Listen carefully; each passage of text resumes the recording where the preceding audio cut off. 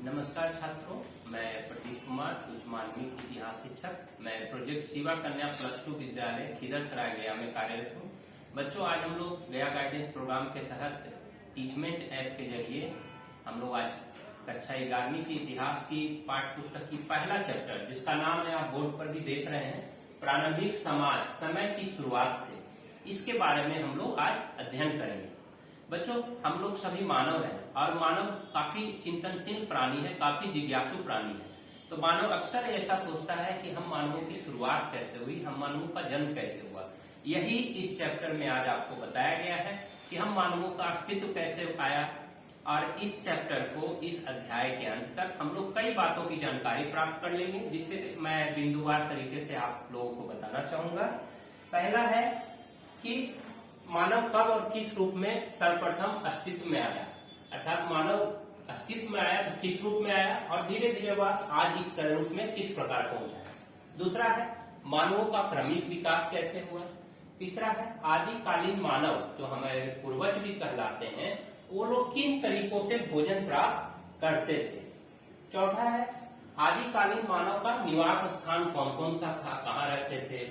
अगला बिंदु है कि प्रारंभिक मानव जो है वो औजारों का निर्माण किस प्रकार करते थे और किस प्रकार उसका उपयोग करते थे। इसके अलावा हम लोग यह भी जानेंगे कि प्रारंभिक मानव में भाषा एवं कला का विकास किस प्रकार हुआ। जैसे आज हम लोग भाषा बोलते हैं, विभिन्न प्रकार की कलाओं का उपयोग करते हैं, उस समय किस प्रकार हुआ। और अंत में है कि आजकल के क्या शिकारी संग्राहक समाज, जो आजकल हमारे यहाँ जो प्राचीन कालीन समाज उपलब्ध हैं, जो आदिवासी उपलब्ध हैं, क्या उनको हम लोग प्राचीन काल के अतीत से जोड़कर देख सकते हैं। और देखने के बाद क्या हमें कुछ अनुमान लगा सकते हैं कि उस समय यानी अतीत काल के जो प्राचीन काल के मानव थे और आज के जो शिकारी संग्राहक समाज है, क्या उनमें कोई समानता हो सकती है। इन सभी बिंदुओं का हम इस चैप्टर के अंत तक सारी जानकारी हम लोग प्राप्त कर लेंगे। बच्चों, चूंकि हम लोग सभी जानते हैं कि हमारी पृथ्वी बहुत पुरानी है। हमारी पृथ्वी का जन्म लगभग 460 अरब वर्ष पहले हुआ और इस पर जीवन की शुरुआत लगभग 360 अरब वर्ष पहले हुआ। तो इतना प्राचीन काल के बारे में जानने के लिए हमारे पास स्रोत क्या है, किस प्रकार हम लोग जानेंगे कि प्राचीन काल में हम लोग किस रूप में थे और किस प्रकार मानवों का विकास हुआ। इसके लिए कई वैज्ञानिक पद्धतियों का उपयोग किया जाता है, जैसे एंथ्रोपोलॉजी यानी मानव शास्त्र हिंदी में कहते हैं, उसके अध्ययन से हम लोग जानते हैं। दूसरा सबसे प्रमुख स्रोत है जीवाश्म। जीवाश्म क्या होता है बच्चों? जीवाश्म वह होता है, शाब्दिक अर्थ इसका है जीवों का अंश। तो जीवों का अंश अर्थात प्राचीन काल में किसी पत्थर के बीच में अगर कोई जीव दबकर मर गया तो वो दो पत्थरों के बीच में उसका अंश अभी भी उसी प्रकार सुरक्षित रहता है, जिसे पुरातत्ववेत्ता और मानव वैज्ञानिक खोज कर निकालते हैं। और कार्बन पद्धति से और विभिन्न वैज्ञानिक पद्धतियों से हम लोग यह जानते हैं कि वह कितना पुराना है। तो ये प्रमुख स्रोत है हमारे पास, जीवाश्म है। इसके अलावा मानव शास्त्र के अवशेष, जो मानवों के जो अवशेष प्राप्त होते हैं, वह उससे भी हम लोग जानते हैं। तो आगे हम लोग अब इस चैप्टर में चलते हैं कि मानव की शुरुआत कैसे हुई, मानव किस प्रकार अस्तित्व में आया। तो मानव की अस्तित्व में आने के दो सिद्धांत प्राचीन काल से चले आ रहे हैं। पहला है दैवीय उत्पत्ति का सिद्धांत और दूसरा है विकासवादी सिद्धांत। दैवीय उत्पत्ति का सिद्धांत लगभग 1850 ईस्वी तक पूरे विश्व में मान्य था, परंतु 1850 ईस्वी के बाद इस सिद्धांत में परिवर्तन आया। दैवीय उत्पत्ति सिद्धांत के अनुसार मानवों का उदय देवों ने किया है। हम लोग सभी जानते हैं, चाहे बाइबिल हो, चाहे धर्म ग्रंथ गीता हो, सब में कहा गया है कि मानवों का उदय भगवान ने किया है। ब्रह्मा ने, हिंदू धर्म के अनुसार ब्रह्मा ने इस संसार और मानवों की रचना की।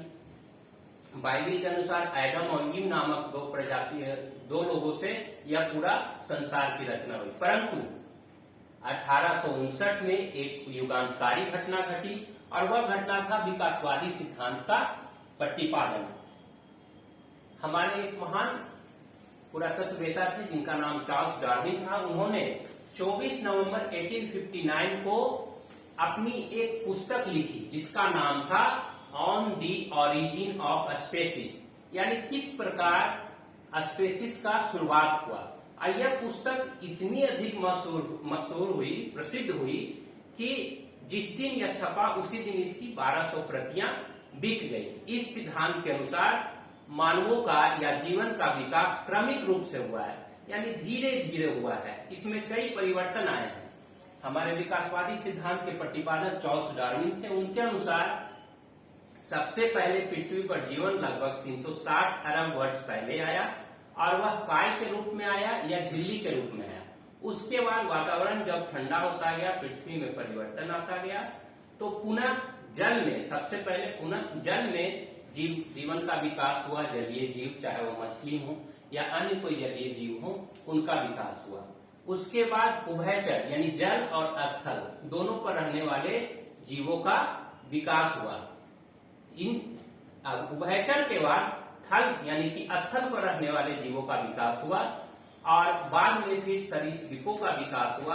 और इस कड़ी में मानव सबसे विकास का सबसे अंतिम पायदान पर आता है, यानी मानवों का विकास। आप जितने भी जीव, वनस्पति, पेड़ पौधे, चाहे वह जलीय जीव हो, वायु जीव हो यानी पंछी हो, जंगल में रहने वाले हो, सबको देखें तो मानव का विकास उस पायदान में सबसे अंत में हुआ। और हमें आज इसी मानवों के विकास के बारे में पढ़ना है कि मानवों का विकास आखिर किस प्रकार हुआ। तो हम लोग आगे बढ़े उससे पहले कुछ चित्र यहाँ दर्शाए हुए, मैं उसके बारे में बता दूं। यह चित्र दिखा रहा है कि एक पुरातत्ववेत्ता किस प्रकार विभिन्न जगहों का खुदाई करता है। यह एक पैमाना दिखाया गया है। इस पैमाने से खुदाई के बाद जो भी प्राप्त होता है उसे बताया गया है। यहाँ आप जीवाश्म देख रहे हैं जो पत्थर के बीच में दबा हुआ है। यहाँ एक और चित्र है, यह निएंडरथल मानव की खोपड़ी का चित्र है, यानी जो जीवाश्म हमें प्राप्त हुए हैं, जो अवशेष मानवों के प्राप्त हुए हैं, उसका यह एक चित्र है जिसमें आप देख सकते हैं कि मानव की खोपड़ी, प्राचीन मानव की खोपड़ी किस प्रकार की थी। अब हम लोग चलते हैं मानव के विकास की कहानी के बारे में। मानव के विकास की कहानी शुरू होती है आज से 360 लाख वर्ष पहले। बच्चों, यह कोई छोटा मोटा समय नहीं है। आप जानते हैं मानव का जीवन काल ही औसत 60 या 70 वर्ष है, परंतु आप जब 360 लाख साल की कल्पना करें तो आपको लगेगा कि यह बहुत ज्यादा, बहुत अधिक साल है। मैं इसको छोटा सा उदाहरण से आपको समझाना चाहूंगा। मान लीजिए आप अपने पाठ्य पुस्तक के एक पृष्ठ को 10,000 सालों का माने, तो अगर आप पाठ्य पुस्तक के पृष्ठ को 10,000 सालों का मानते हैं तो 10 पृष्ठ यानी 1 लाख साल, और उसी तरह अगर 10 पृष्ठ से आगे बढ़े यानी कि 100 पृष्ठ यानी कि 10,000 लाख साल। तो इसी प्रकार आप अगर अपने पाठ्य पुस्तक का 360 वर्ष पहले जाने का मतलब है, 360 लाख साल पहले जाने का मतलब है अपने पाठ्य पुस्तक के 3600 पृष्ठों को पलटना, यानी 3600 पृष्ठों की एक मोटी किताब तैयार हो जाएगी, तब आप मानव के विकास के पहले पायदान पर पहुंचिएगा। तो हम लोग चलते हैं कि मानव का विकास आखिर हुआ किस प्रकार। आज से लगभग 360 लाख वर्ष पहले यहाँ आप देख रहे हैं प्राइमेट जनसमूह का उदय हुआ। यह जो प्राइमेट समूह था यह अन्य समूह से भिन्न था। इसकी कुछ विशेषताएं थी। पहली विशेषता क्या थी कि ये स्तनपायी प्राणी थे। दूसरी विशेषता थी बच्चों का जो जन्म होता था वो माता के गर्भ से होता था, और माता के गर्भ में बच्चे कुछ दिनों तक, एक लंबी अवधि तक या कुछ अंतराल तक रहते थे। जैसे मानव शिशु 9 माह तक माँ के गर्भ में रहता है। इसके अलावा एक और विशेषता थी, इनमें शरीर पर लंबे लंबे बाल होते थे तथा माता में बच्चों को दूध पिलाने के लिए ग्रंथियां होती थी। यह स्तनपायी जीवों जिसे प्राइमेट्स कहते हैं, प्राइमेट्स की एक महत्वपूर्ण विशेषता थी जो आज से 360 लाख वर्ष पहले अस्तित्व में है। इंग्लिश में इसे 36 मिलियन कहते हैं, जिसे 360 लाख वर्ष भी कहा जाता है। आगे चलकर इसी प्राइमेट समूह से एक उप समूह बना जिसे होमिनाइड्स कहा गया। यहाँ देखिए होमिनाइड्स है और इसका चित्र भी आपको यहाँ दिखाया गया है। ये है होमिनाइड्स। 360 लाख साल के बाद 240 लाख वर्ष पहले एक और समूह बना जिसे होमिनाइड्स कहा गया। ठीक है, यह प्राइमेट्स का ही एक उप समूह है जिसमें कुछ अंतर आया। क्योंकि आप देख रहे हैं 360 से 240 के बीच 120 लाख साल का अंतर है, तो जलवायु परिवर्तन के कारण होमोनाइड्स में कुछ परिवर्तन आए और वह परिवर्तन बहुत महत्वपूर्ण थे। जैसे होमोनाइड्स जो है उनका, जैसे आप ये देख रहे हैं, ये लगभग बंदर से मिलते जुलते थे, परंतु इनमें पूंछ नहीं होती थी। यह इनकी सबसे बड़ी विशेषता थी। आप इनका चेहरा भी देख सकते हैं किस प्रकार का है। और बाद में फिर इसी होमोनाइड समूह से एक और उप समूह बना जिसे होमोनिड कहा गया। क्या कहा गया? होमोनिड। और यह होमोनिड समूह ही है जो आगे चलकर मानवों की उत्पत्ति का सबसे प्रमुख कारक बना। और होमोनिड यहां आप देख रहे हैं, प्राइमेट्स होमोनाइड्स से होमोनिड्स। इनकी उत्पत्ति लगभग 64 लाख साल पहले हुआ। ये होमोनाइड्स से बहुत हद तक भिन्न थे। भिन्न इसलिए थे क्योंकि यह भी 4 पैर पर चलते थे होमोनाइड्स, और होमोनिड्स भी 4 पैर पर चलते थे। परंतु कुछ अंतर यह था कि होमोनाइड्स जो है वो अधिकतर जंगलों में रहते थे। होमोनिड्स जंगल में भी रहते थे, पेड़ पर भी रहते थे, इसके अलावा जमीन पर भी ये रहते थे। आपने बंदरों को देखा होगा, वो किस प्रकार रहते हैं। पैरों पर जब चलते हैं तो वो अब आगे का जो 2 पैर जिसे हम कह रहे हैं वो 2 हाथ के रूप में बदल लेते हैं, परंतु जब जमीन पर चलते हैं तो वो 4 पैरों पर चलते हैं। यही प्रमुख अंतर था। इसी होमोनिड समूह में आगे चलकर 2 प्रमुख उप समूह बना, और यह जो 2 प्रमुख उप समूह है ये कहलाए आपका ऑस्ट्रेलोपिथिकस और होमो। ऑस्ट्रेलोपिथिकस और होमो ये दोनों अलग अलग समय अंतराल में इस धरती पर अस्तित्व में आए। ऑस्ट्रेलोपिथिकस अफ्रीका में सर्वप्रथम अस्तित्व में आए और लगभग 56 लाख वर्ष पहले ऑस्ट्रेलोपिथिकस का इस विश्व में आगमन हुआ, इस धरती पर आगमन हुआ और वह अफ्रीका में है। ऐसा इसलिए कहा जाता है कि वो अफ्रीका में ही क्यों, अन्य जगह पर इनकी उत्पत्ति क्यों नहीं हुई? तो इसके लिए पुरातत्ववेत्ता ने को जितने भी ऑस्ट्रेलोपिथिकस वंश के साक्ष्य प्राप्त हुए हैं अफ्रीका से बाहर, वो लगभग 30 लाख वर्ष पहले के हैं या 25 लाख वर्ष पहले के हैं। यानी कि जो सबसे प्राचीनतम साक्ष्य है वह अफ्रीका से ही मिला है, जो 56 लाख वर्ष पुराना है। इसलिए कहा जाता है कि ऑस्ट्रेलोपिथिकस की उत्पत्ति अफ्रीका में हुई और बाद में ये अन्य जगहों पर धीरे धीरे इनका प्रचार प्रसार होता गया। ऑस्ट्रेलोपिथिकस होमोनाइड से काफी भिन्न थे। चूंकि यह होमोनिड जन समूह के थे, इनका जो जबड़ा था वो थोड़ा बड़ा था, इनके दांत थे वो थोड़े बड़े थे, लेकिन दिमाग होमोनाइड्स की तुलना में, यहाँ आप होमोनाइड देख रहे हैं, इनकी तुलना में थोड़ा छोटा था। कहने का मतलब है कि ये थोड़ा बहुत सोच समझकर कोई भी कार्य कर सकते थे। इसके अलावा एक और अंतर यह था होमोनाइड्स और ऑस्ट्रेलोपिथिकस यानी होमोनाइड्स और होमोनिड्स में कि ये कुछ हद तक, ऑस्ट्रेलोपिथिकस जो है कुछ हद तक सीधा होकर चल सकते थे। यानी कि ये 4 पैरों की बजाय पीछे के 2 पैरों पर ऑस्ट्रेलोपिथिकस चलते थे। और जब यह पीछे के 2 पैर पर चलेंगे तो निश्चित रूप से आगे का जो 2 पैर है उसका उपयोग वो हाथ के रूप में करते थे। एक अन्य अंतर यह था ऑस्ट्रेलोपिथिकस और होमोनाइड्स में कि ऑस्ट्रेलोपिथिकस कुछ औजारों का प्रयोग करते थे। औजार तो उस समय पत्थर के ही होते थे, भारी भरकम पत्थरों का प्रयोग वो, चूंकि उनका हाथ स्वतंत्र था इसलिए वो औजार का प्रयोग करते थे। ऑस्ट्रेलोपिथिकस प्रजाति जो है वो लगभग 25 लाख वर्ष पूर्व से धीरे धीरे इनका ह्रास होने लगा, यानी धीरे धीरे ये खत्म होने लगे और लगभग 13 लाख वर्ष पूर्व आते आते यह पूरी तरह समाप्त हुए। अब ऐसा क्यों हुआ? क्योंकि आप लोग भूगोल में पढ़े होंगे कि पृथ्वी पर कई तरह के परिवर्तन आए, जलवायु परिवर्तन आए, पर्यावरणीय परिवर्तन आए, जिसके कारण कभी पृथ्वी पर लाखों वर्षों तक बर्फ की चादर रखती थी, कभी पृथ्वी पर हजारों वर्षों तक सिर्फ बारिश होती थी, कभी हजारों वर्षों तक सिर्फ गर्मी का मौसम ही रहता था। तो लगभग 25 लाख वर्ष पहले पूरी पृथ्वी पर हिम युग का आगमन हुआ, यानी पूरी पृथ्वी पर ठंड का आगमन हुआ। कई जगह पर तो मोटी मोटी बर्फ के चादर भी बिछ गया।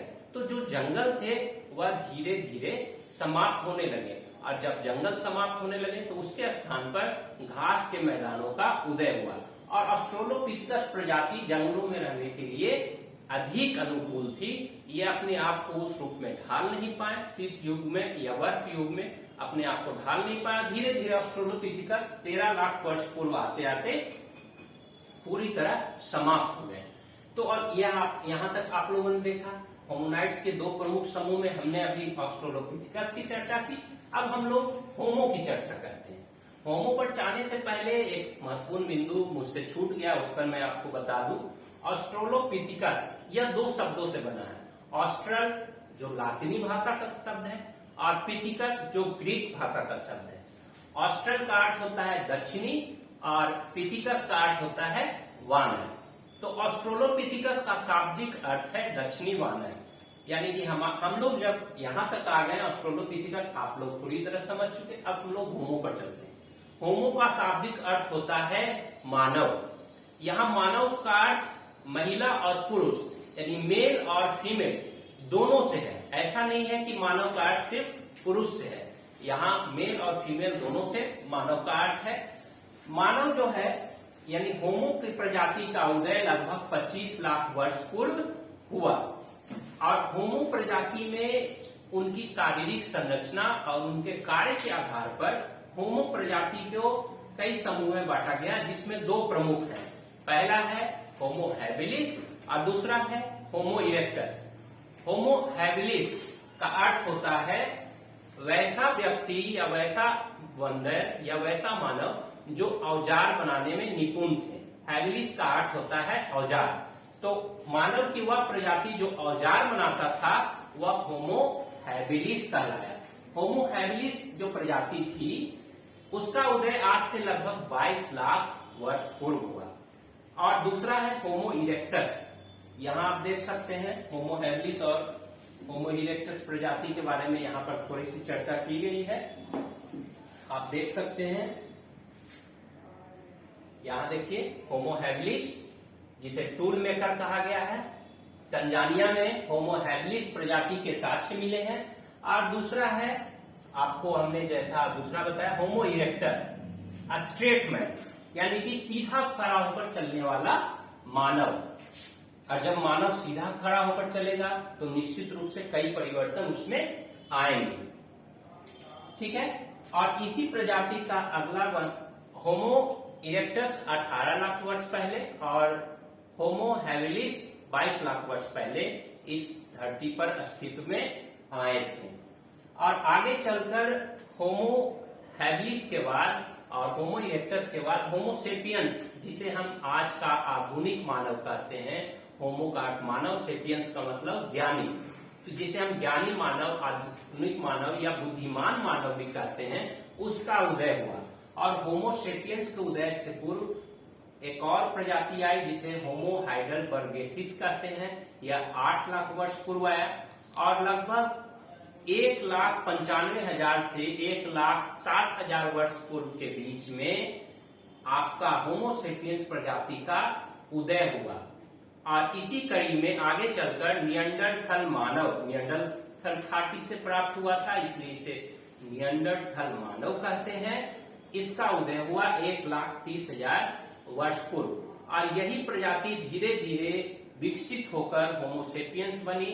लगभग 40,000 वर्ष पहले होमोसेपियंस, जो आज हम इस रूप में मानव खड़े हैं, आप मानवों का कंकाल देखिए तो उसका चाहे शारीरिक बनावट हो, मस्तिष्क हो या फिर कंकाल के अन्य हिस्से हो, उस तरह का मानव आज से 40,000 वर्ष पहले अस्तित्व में आया, जिसे होमोसेपियंस कहते हैं।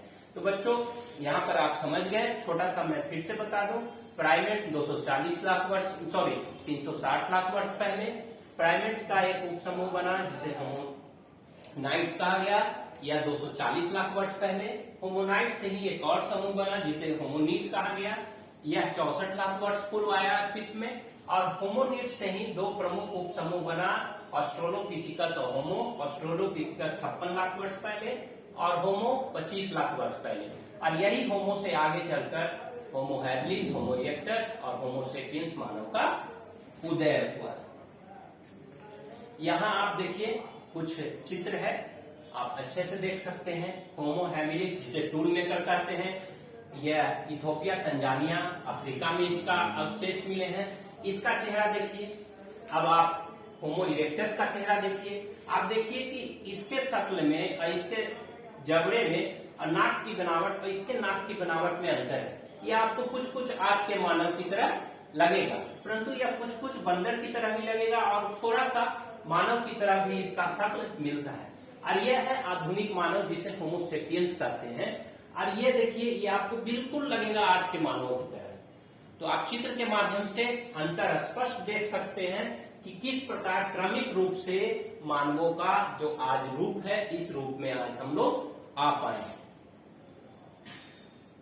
यह हमने पहले ही बता दिया, मानव के विकास की कहानी, प्राइमेट, होमोनाइड, होमिनिड, ऑस्ट्रेलोपिथिकस, होमो। अब हम लोग आगे चलते हैं। यहां भी एक तस्वीर है। यह तस्वीर काफी रुचिकर भी है और पढ़ाई के दृष्टिकोण से काफी जरूरी भी है। आप क, ख, ग और घ 4 तस्वीर देख रहे हैं। पहला तस्वीर यह पूरी तरह से वानरों की है, जिसे आप प्राइमेट भी कह सकते हैं, जो लगभग 360 से 240 लाख वर्ष पूर्व की है। दूसरा तस्वीर में आप देख सकते हैं ऑस्ट्रेलोपिथिकस की है। आप देखिए इनके दांत बड़े बड़े हैं। यहाँ देखिए प्राइमेट के दांत से ये दांत छोटे हैं, पर फिर भी अभी ये काफी बड़े बड़े हैं। इनका जबड़ा बड़ा है, ये आप देखिए, और इनकी खोपड़ी यानी मस्तिष्क भी बड़ा है। तीसरा जो है वो है होमोसेपियन, माफ कीजिएगा, तीसरा है निएंडरथल मानव की कह सकते हैं। इसका जबड़ा देखिए छोटा हो गया, दांत देखिए छोटा हो गया, और मस्तिष्क जो देख रहे हैं उसमें भी परिवर्तन आया। और अंत में यह होमोसेपियंस यानी आज के मानव की खोपड़ी है, जो आप कंकाल में भी देखेंगे तो इसी तरह का लगेगा। जबड़ा सुडौल हो गया, नाक की बनावट अलग हो गई, दांत छोटे हो गए, मस्तिष्क का आकार इसी प्रकार हो गया जिसके नीचे गर्दन जाता है। तो यह चित्र काफी महत्वपूर्ण है। यह मानव विकास की कहानी आप इससे भी समझ सकते हैं।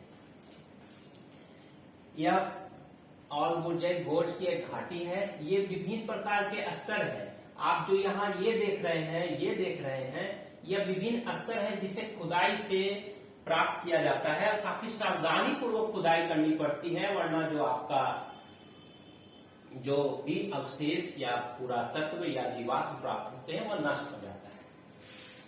अब एक महत्वपूर्ण बिंदु है सकारात्मक प्रतिपुष्टि व्याख्या, जिसे इंग्लिश में पॉजिटिव फीडबैक मैकेनिज्म भी कहते हैं।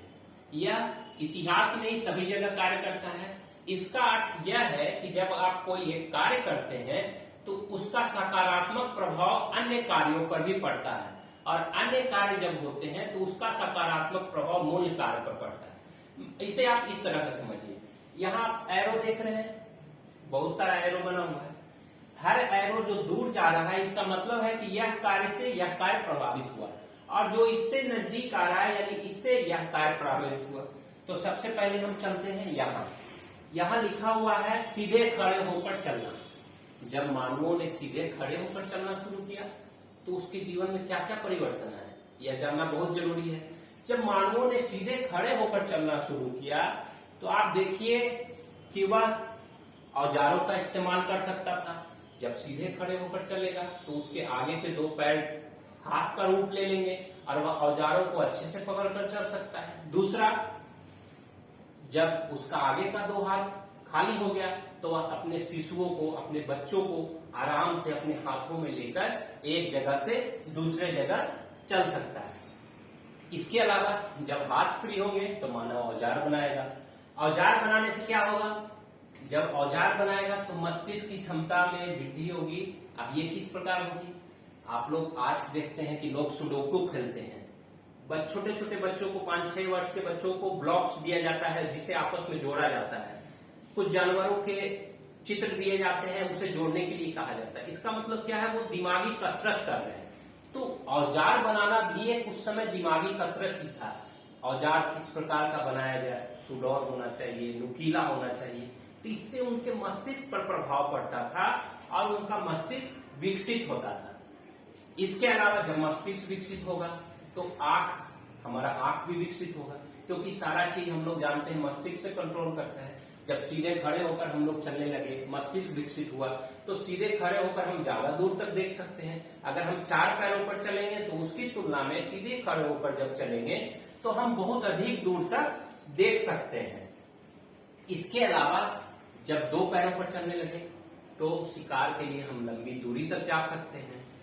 यह भी एक पॉजिटिव फीडबैक मैकेनिज्म का फायदा है। यानी ये जो सभी एरो एक दूसरे कार्यों को प्रभावित करते हैं और इसी कारण मानव आज इस विकसित रूप में पहुंच पाया है। सीधा खड़ा हुआ, उसके हाथ स्वतंत्र हुए, औजार अच्छा तरीका से बनाने लगा, मस्तिष्क का विकास हुआ, दूर तक देखना शुरू किया। इसके अलावा वो लंबी दूरी तक चलना शुरू किया। तो ये सारे चीज ऐसा नहीं है कि ये सारे कार्य 1-2 दिन में हुए, नहीं। आप छोटे बच्चों को देखिए, 9 महीने तक जब वह माता के घर में रहता है, बाहर आता है, तो उसे चलने के लिए 1 से 1.5 साल लग जाता है।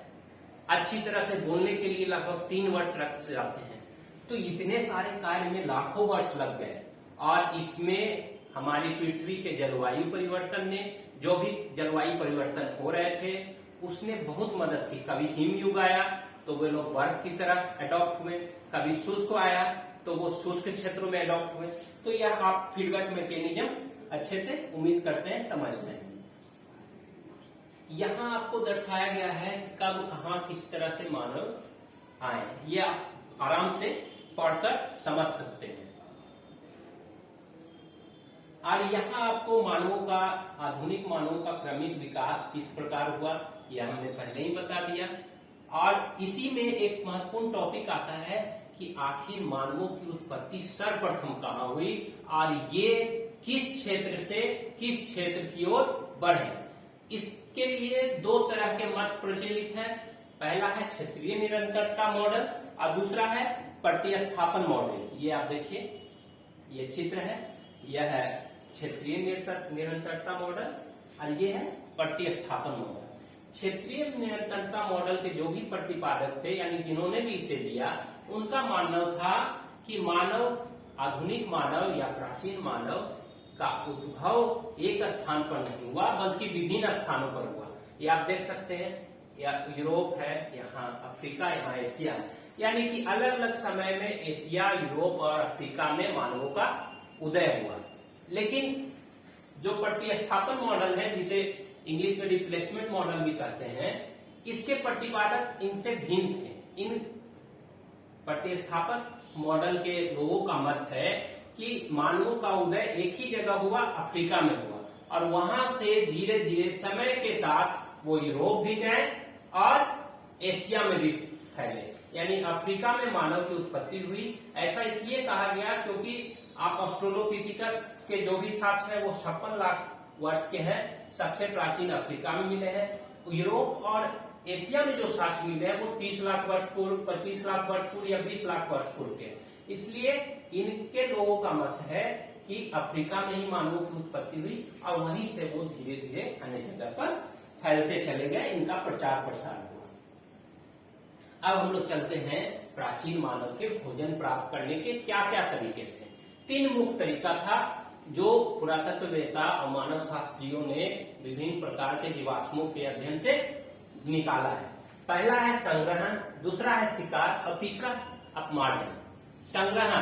संग्रह शब्द का अर्थ होता है इकट्ठा करना, यानी कि चाहे तो कंदमूल जंगल में मिले, फल फूल मिले, उन सभी चीजों को इकट्ठा करके वो भोजन प्राप्त करते थे।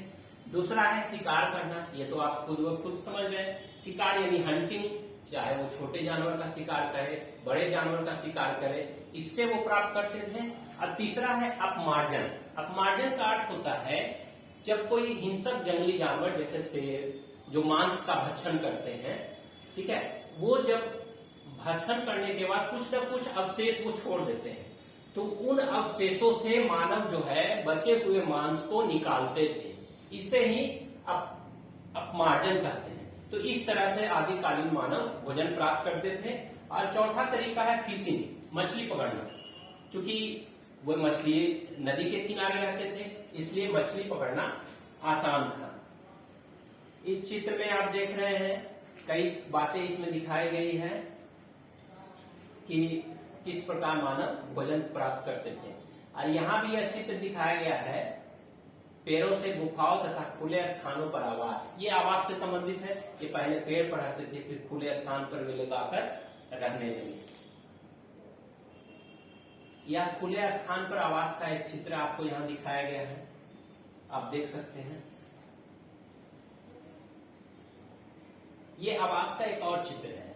ये एक प्राचीन काल से प्राप्त झोपड़ी का चित्र है। इसमें आप एक दो चीज पर ध्यान दे सकते हैं। जैसे जो खोपड़ी का सिरा था, यानी जो ये आप नीचे का भाग देख रहे हैं, जिसे आधार स्तंभ भी कह सकते हैं, वो बड़े बड़े पत्थरों से बनाए जाते थे। यानी बड़े बड़े पत्थरों से उसे दाब दिया जाता था, दबा दिया जाता था। यह जो आप देख रहे हैं छोटे छोटे चीज, ये औजार बनाने के लिए यहाँ पर लोग बैठकर औजार बनाते थे। ये सब छोटे छोटे जो आप बिंदु देख रहे हैं, ये औजार प्राप्त हुए। और यह जो आप तीर का निशान देख रहे हैं, यहाँ पर चूल्हा था। कभी कभी पत्थर को गर्म करके भी, गर्म करने से वह टूटता है और नुकीले औजार बनते हैं। तो यह चूल्हा था। तो ये एक प्राचीन काल की झोपड़ी मिली है। ये औजार आप देखिए किस प्रकार के औजार थे। ये पत्थर का एक औजार है जिसे ऊपरी सिरा पत्थर का काटा गया है। यह एक औजार है जिसका अगला सिरा नुकीला है, जिसे आप इस तरह से पकड़कर लोग इस्तेमाल करते थे। और यह एक खास प्रेक्षक भाला की तरह है, जिसे दूर से फेंककर जानवरों का शिकार किया जाता था। पंच ब्लेड तकनीक, यह बहुत ही प्राचीन तकनीक है। इसके बारे में 1 मिनट बता दूं। यहाँ आप देख रहे हैं विभिन्न चित्र का, ख, ग, घ, अड़। का में एक पत्थर का टुकड़ा है, जिसे दूसरे पत्थर के टुकड़े से मारकर उसका ऊपरी सिरा अलग कर दिया जाता था। देखिए यहाँ अलग किया गया। इसके बाद पुनः यह जब इस तरह का हो गया, इस तरह से, तो इस पर पुनः पत्थर की चोट मारकर इसके सल्कों को अलग किया जाता था। कभी कभी आप पत्थर, बड़ा पत्थर लीजिए, उस पर जोर से पटकिए जमीन पर, तो वो अलग अलग टुकड़े में बढ़ जाता है। कुछ चट्टान नुकीले हो जाते हैं, कुछ नुकीले नहीं होते हैं। परंतु इसे नुकीला इस तरह से बनाकर तोड़ कर बनाया जाता था। और ये देखिए छोटे छोटे इसके सल्क निकल गए, जिसे फलक भी कह सकते हैं। इससे दूर से फेंक कर आप उस समय जानवरों का शिकार किया जाता था, क्योंकि यह नुकीला हो गया। और उसी तरह ये आप देख सकते हैं, इस पर आप कुछ चित्र भी बना देख सकते हैं। यह सींग का, यह हड्डी का औजार है, जिसमें एक छेद भी किया गया है। और यह भी जब जानवरों का शिकार होता था, जो उनकी हड्डियां बच जाती थी, उसका उपयोग भी वो औजार के रूप में करते थे। अब अगला है कि संप्रेषण, यानी उस समय के मानव आपस में किस तरह बात करते होंगे। आज की तरह न भाषा का विकास था, न लिपि का विकास था, अर्थात लिखने पढ़ने की कला का विकास था।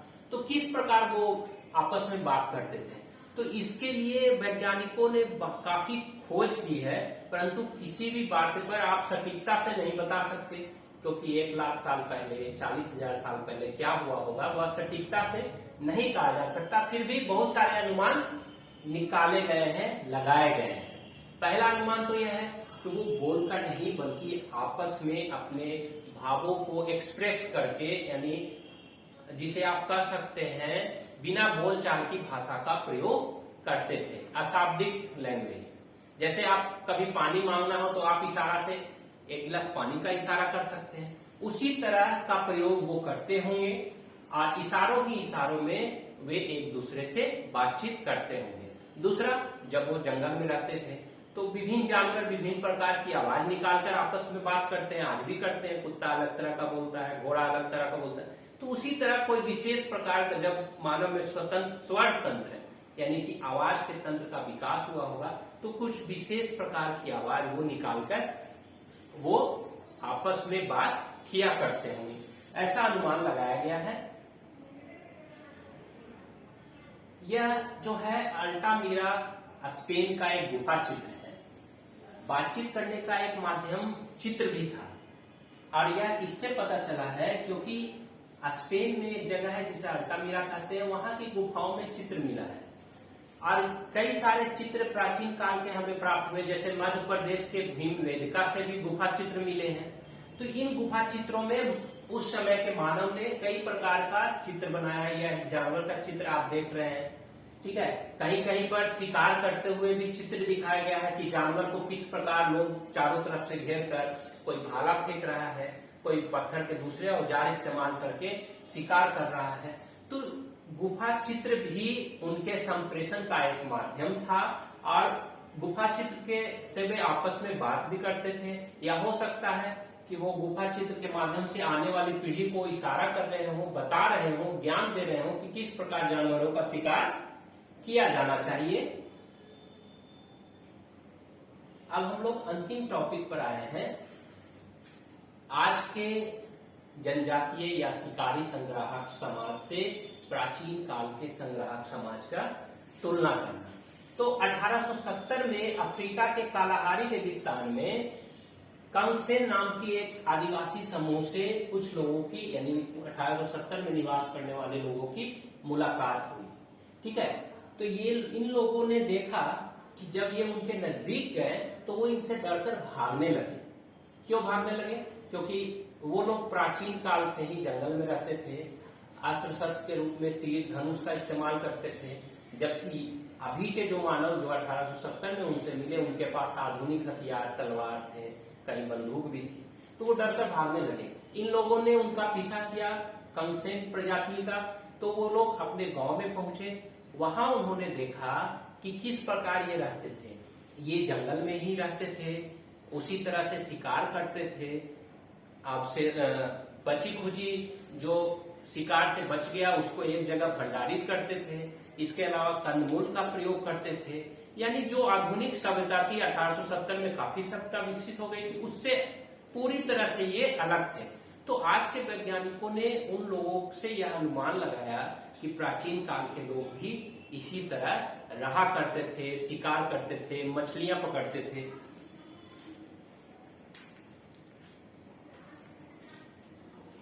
यहाँ आप मानव विज्ञान एक छोटा सा टॉपिक देख रहे हैं, परंतु यह प्राचीन काल के इतिहास को जानने का सबसे महत्वपूर्ण विज्ञान है, जिसे एंथ्रोपोलॉजी भी कहते हैं। पहले यह इतिहास का ही एक अंग हुआ करता था, परंतु बाद में यह अलग विषय के रूप में प्रचलित हुआ। जो भी मानव के अवशेष प्राप्त होते हैं उसका वैज्ञानिक तरीके से अध्ययन करके यह पता लगाया जाता है किस समय का है, कितना प्राचीन है, उस समय के अवशेष की शक्ल सूरत कैसी रही होगी। अब यह चैप्टर लगभग एंड हो गया है। कुछ तालिका यहाँ दिए गए हैं जिसके बारे में आप जान लें। 360 से 240 लाख वर्ष पहले प्राइमेट समूह का उदय हुआ। 240 लाख वर्ष पहले प्राइमेट समूह से एक उप समूह बना जिसे होमिनाइड कहा गया, और 64 लाख वर्ष पहले होमिनाइड और होमिनिड, यानी होमिनाइड से एक शाखा बना जिसे होमिनिड कहा गया। होमिनिड की ही एक शाखा थी ऑस्ट्रेलोपिथेकस जो 56 लाख वर्ष पहले आई, और 26 से 25 लाख वर्ष पहले पत्थर के सबसे पहले औजार बने और होमिनिड की एक अन्य शाखा होमो का विकास हुआ। आगे चलकर आप देखिए 25 से 20 लाख वर्ष पहले होमो शाखा का उदय हुआ। 22 लाख वर्ष पहले होमो हैबिलिस यानी औजार बनाने वाले मानवों का अस्तित्व आया। 18 लाख वर्ष पहले होमो इरेक्टस सीधा खड़ा होकर चलने वाले मानव अस्तित्व में आए। 13 लाख वर्ष पहले ऑस्ट्रेलोपिथेकस का विभिन्न जलवायु परिवर्तन में अपने आप को ढंग से ढालने न ढाल पाने के कारण यह विलुप्त हो गए। 8 लाख वर्ष पूर्व में आदि होमोसेपियंस या होमो हाइडेलबर्गेसिस मानवों का उदय हुआ, और आधुनिक मानव का उदय 1,90,000 वर्ष से 1,60,000 वर्ष पूर्व के बीच आधुनिक मानवों का उदय हुआ। अब यहाँ कुछ प्रथाओं जो आप आजकल देख रहे हैं उसका दफनाने की प्रथा का पहला साक्ष्य 3 लाख वर्ष पहले होमो इरेक्टस यानी उस मानव का लोग 2 लाख वर्ष पहले हुआ। स्वर तंत्र जो मानव में स्वर तंत्र आप देख रहे हैं जिससे हम लोग बोलते हैं उसका विकास 2 लाख वर्ष पहले हुआ। नर्मदा घाटी यानी भारत में आदि होमोसेपियंस की खोपड़ी लगभग 2 लाख से 1,30,000 वर्ष पूर्व के बीच प्राप्त हुई है। आधुनिक मानव का उदय हमने पहले बताया आपको 1,95,000 से 1,30,000 के बीच। उसी में नियंडरथल मानव है जो 1,30,000 के बीच आया। चूल्हे के इस्तेमाल का सबसे पहला साक्ष्य कब मिला है? 1,25,000 वर्ष पूर्व। इसके अलावा निएंडरथल मानवों का लोप आपको देख ही रहे 35,000 वर्ष पूर्व। और आग में पकाई गई चिकनी मिट्टी इस तरह यानी आग में बने हुए बर्तन का साक्ष्य 27,000 वर्ष पूर्व। और सिलाई के लिए जो आज सुई सबसे महत्वपूर्ण चीज है उसका आविष्कार 21,000 वर्ष पूर्व में हुआ। ये जो तालिका आप देख रहे हैं इस तालिका से बहुत सारे ऑब्जेक्टिव क्वेश्चन हमारे 11वीं के एग्जाम में भी और कभी कभी कॉम्पिटिटिव एग्जाम में भी पूछा जाता है। आप ऑस्ट्रेलोपिथेकस के बारे में बहुत सारे एग्जाम में कॉम्पिटिटिव एग्जाम में पूछा गया। इस तालिका से भी 1-2 प्रश्न आपको एग्जाम के लिए महत्वपूर्ण है। तो इस प्रकार हमने इस चैप्टर के पढ़ने के बाद यह जान लिया कि मानव का विकास किस प्रकार हुआ, किस प्रकार प्राचीन काल से लेकर आज तक के आधुनिक मानव का विकास हुआ, वो उनका रहन सहन कैसा था, भोजन किस प्रकार प्राप्त करते थे। और आधुनिक काल में भी कई जनजातीय समाज हैं जिनका अध्ययन से भी हम लोग उस समय के बारे में जान सकते हैं। यह पूरा जो आपका अध्ययन का मटेरियल है यह आप डिस्क्रिप्शन बॉक्स में जब आप जाइएगा तो यह पूरा मटेरियल आपको मिल जाएगा। कुछ प्रश्न उत्तर भी इसमें दिए गए हैं जैसे अति लघु लघु प्रश्न, यह भी आपको डिस्क्रिप्शन बॉक्स में ही मिल जाएगा। तो आप जब इसे डाउनलोड करेंगे तो आपको सारे सवालों का जवाब मिल जाएगा। तो इस प्रकार आज के 11वीं कक्षा का प्रथम अध्याय आज समाप्त होता है। आप सभी छात्रों का बहुत बहुत धन्यवाद।